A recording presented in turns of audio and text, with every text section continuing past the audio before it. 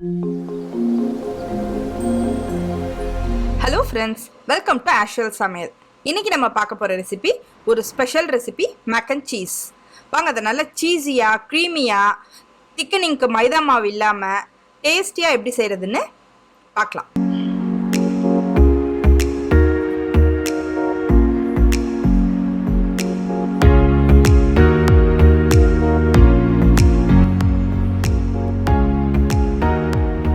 இப்போ make and cheese பண்ணுறதுக்கு நான் ஒரு பாத்திரத்தில் 3 லிட்டர் தண்ணி நல்லா கொதிக்க வச்சுருக்கேன். அதில் 1.5 ஸ்பூன் ஆலிவ் ஆயிலும் 2 ஸ்பூன் உப்பும் சேர்த்து நல்லா கொதிக்க விட்டுருக்கேன்.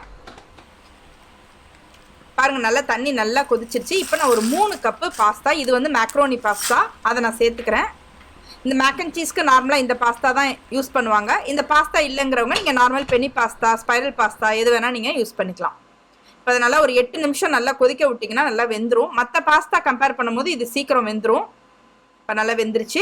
இப்போது இது கொதித்த தண்ணி இருக்கு இல்லையா, அதில் நான் 1 கப்பு தண்ணி எடுத்து வச்சுக்கிறேன். தேவைப்பட்டால் நம்ம இதை யூஸ் பண்ணிக்கலாம். இப்போ அதை நான் வடித்து எடுத்து வச்சுட்டேன். இப்போ நம்ம மேக் அண்ட் சீஸ் பண்ண ஆரம்பிக்கலாம். அதுக்கு நான் ஒரு 2 ஸ்பூன் பட்டர் சேர்த்துக்கிறேன். அதில் 1 ஸ்பூன் பூண்டு நல்லா பொடியாக கட் பண்ணி சேர்த்துக்கிறேன். ஏன்னா இது ஒரு 7லேருந்து 8 பல்லு பூண்டு இருக்கும். இது அதை பொடியாக கட் பண்ணி அதையும் நல்லா சேர்த்து நல்லா வாசனை வர நல்லா வதக்கிக்கோங்க அந்த பட்டரில். இப்போ இதில் 1 லிட்டர் பால் நான் சேர்த்துக்கிறேன். இது காய்ச்சாத பால்.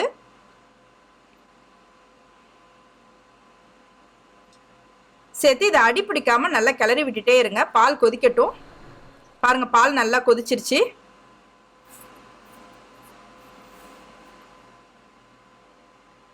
இப்போ இதில் நல்லா ஒரு ஸ்பூன் இல்லை 1.5 ஸ்பூன் அளவு சில்லி ஃப்ளேக்ஸும் 1 ஸ்பூன் மிளகுத்தூளும் சேர்த்துக்கோங்க. சில்லி ஃப்ளேக்ஸும் மிளகுத்தூளும் நம்ம டேஸ்ட்டுக்கு தான். நல்லா கொதிக்கட்டும். இப்போ இதில் நான் ஒரு 2 ஸ்பூன் உப்பு சேர்த்துக்கிறேன். ஏற்கனவே நம்ம பாஸ்தா உப்பு சேர்த்து தான் வேக வச்சுருக்கோம். இல்லை ஒரு 2 ஸ்பூன் உப்பு சேர்த்துக்கிறேன். சேர்த்து இதை நல்லா கிளறி விடுங்க. பால் பாருங்கள் நல்லா கொதிச்சு கொஞ்சம் குறைஞ்சி கூட போயிருக்கு. இப்போ இதில் ஒரு 1/4 கப்பு சீஸ் இந்த ஸ்டேஜில் சேர்த்துக்கோங்க. ஏன்னா இதுக்கு நார்மலாக மேக் அண்ட் சீஸ்க்கு வந்து மைதா மாவு சேர்த்து இந்த சாஸை வந்து திக்கன் பண்ணுவாங்க. நான் வந்து மைதா மாவு சேர்க்கலை. அதுக்கு பதிலாக சீஸ்லேயே இந்த சாஸை நம்ம திக்காக்குறோம். அதனால் ஃபஸ்ட்டு ஒரு 1/4 கப் சீஸ் போட்டு நல்லா கிளறி விடுங்க. அடிப்பிடிக்காமல் கிளறி விட்டுருங்க. இப்போ இதுலேயே கொஞ்சம் திக்காக ஆரம்பிச்சிருக்கோம் நம்ம பால். இப்போ இதில் நம்ம வேக வச்சு வச்சுருந்தோம் இல்லையா பாஸ்தா, அதை இதில் நம்ம சேர்த்துக்கிறோம்.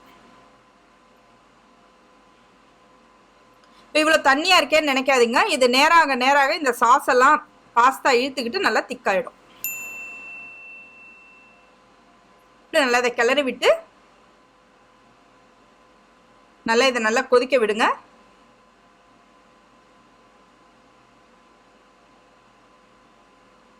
இது நம்ம அப்பப்போ கிளறிட்டே இருக்கணுங்க. இது ஸ்லோ ப்ராசஸில் தான் இது குக் ஆகும். அப்போ தான் அந்த சாஸ் ஃபுல்லாக அந்த பாஸ்தா இழுத்துக்கிட்டு ரொம்ப டேஸ்ட்டாக இருக்கும் இது. இப்போ இதில் ஒரு 1/4 ஸ்பூன் சில்லி ஃப்ளேக்ஸ் சேர்த்துக்கிறேன்.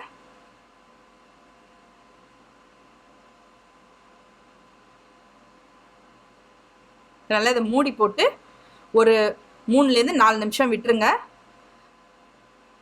பால் நல்லா கொதிச்சிட்ருக்கு. ஆனால் இதை செய்யும் போது நம்ம கூடவே இருக்கணுங்க, இல்லைனா பால் பொங்கி கீழே ஊற்றிடும். இந்த ஸ்டேஜில் சப்போஸ் பாஸ்தா வந்து பாலெல்லாம் சாஸெல்லாம் இழுத்துட்டு திக்காக ஆரம்பிச்சிது, ட்ரை ஆக ஆரம்பிச்சிதுன்னா நீங்கள் எடுத்து வச்சுருக்கீங்க இல்லையா அந்த பாஸ்தா வெந்த தண்ணி, அதை நம்ம இந்த ஸ்டேஜில் நம்ம ஆட் பண்ணிக்கலாம். இப்போ எனக்கு தேவைப்படலை, அதனால நான் சேர்க்கல அதை. இப்போ இதில் நல்லா 1 கப்பு சீஸு, அதை இதில் நம்ம சேர்த்துக்கலாம்.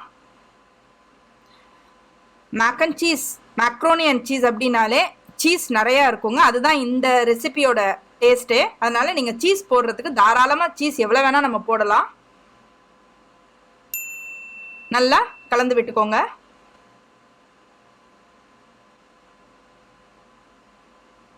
பாருங்கள், இப்போவே நல்லா திக்காக ஆரம்பிச்சிருச்சு.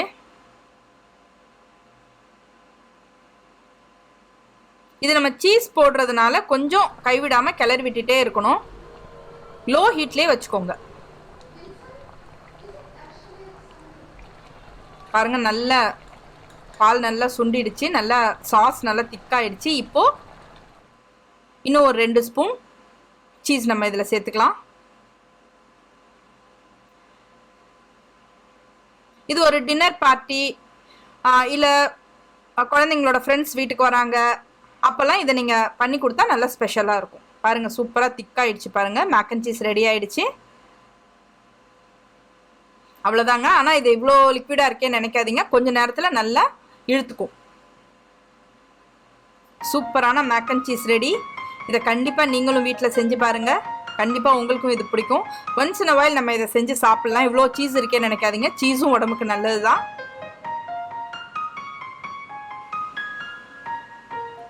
இந்த வீடியோ உங்களுக்கு பிடிச்சிருந்ததுன்னா லைக் பண்ணுங்கள், ஷேர் பண்ணுங்கள், கமெண்ட் பண்ணுங்கள். நீங்கள் ஃபஸ்ட் டைம் என்னோட சேனலை பார்க்குறவங்களா இருந்தால் என்னோட சேனலுக்கு சப்ஸ்கிரைப் பண்ணுங்கள். பக்கத்தில் இருக்க பெல் பட்டனையும் ப்ரெஸ் பண்ணிக்கோங்க. தேங்க்யூ.